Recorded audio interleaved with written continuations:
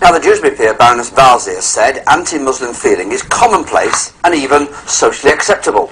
Well, today she announced a scheme to reduce Islamophobia at several universities, including Leeds. So just how big a problem is it here in Yorkshire? We can talk now to Paul Martin, a former Catholic who converted to Islam, and Leon Mousaf, who's doing a PhD about why white men convert. Paul, first of all, were you a devout Catholic? No, I wasn't actually. I was had no real interest in religion. So why did you suddenly develop an interest then? I think I was looking for a better way of life, and I could see what my peers were doing, and at that time I was thinking that there should be more to life than this. And as the people I met, the places I went to, I just found that Islam seemed to be the right choice. And what about prejudice? Have you faced something? Because presumably there must be some suspicion about you doing what you have done.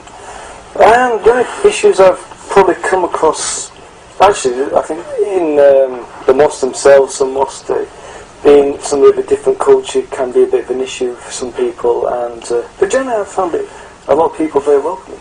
Leo, why is this happening at the moment in such apparently significant numbers?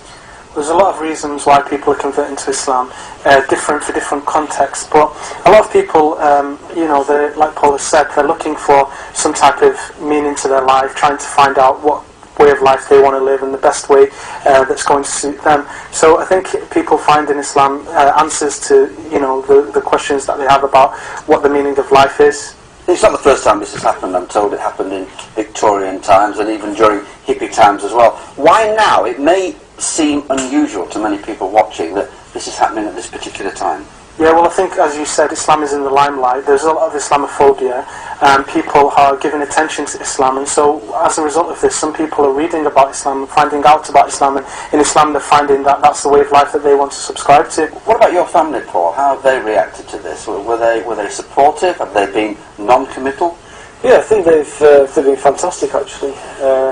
Really been helpful. It's been a gradual process, and it has had its ups and downs, but I think they've been very good. And what about the suspicion that we were talking about before, Leon?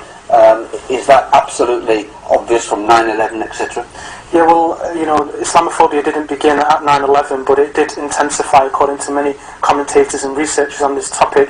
And this Islamophobia exists for lifelong Muslims and Muslim converts, and some people do have suspicion about Muslim converts, which I think we should challenge, because people who convert to Islam, they're not converting to Islam because of terrorism or to become part of the enemy. They're converting to Islam because within Islam they find it's a religion that they admire and has the teachings that helps them in their life. Okay, Leon, Paul, thank you very much indeed. By the way, you can see more on that story tonight on Inside Out in 50 minutes time on BBC One.